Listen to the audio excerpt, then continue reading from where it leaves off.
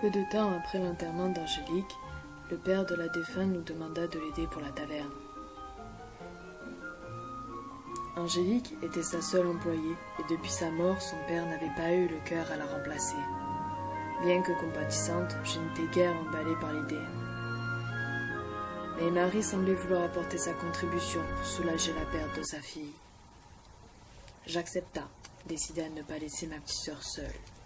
Bien que servir des ivrognes ne soit pas de tout repos, la stabilité de l'emploi me satisfait, plus ou moins. Dans un sens, l'alcool réconfortait les villageois au cœur meurtri à cause de tous ces meurtres. Et un soir, lors de mon service, je finis par revoir le jeune garçon de l'enterrement. Il était placé à une des tables du fond et commanda une bière. Je fus dubitatif au vu de son âge.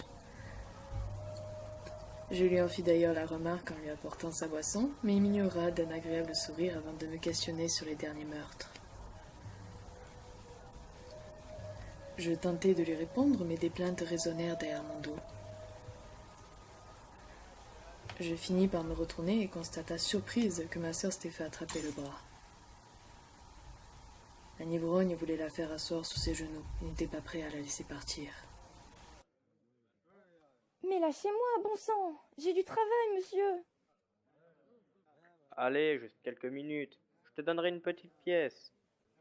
Non, lâchez-moi maintenant! N'aimant pas du tout le comportement de cet homme, j'attrapa la chope de bière presque vide du jeune homme qui se prénommait Ewan.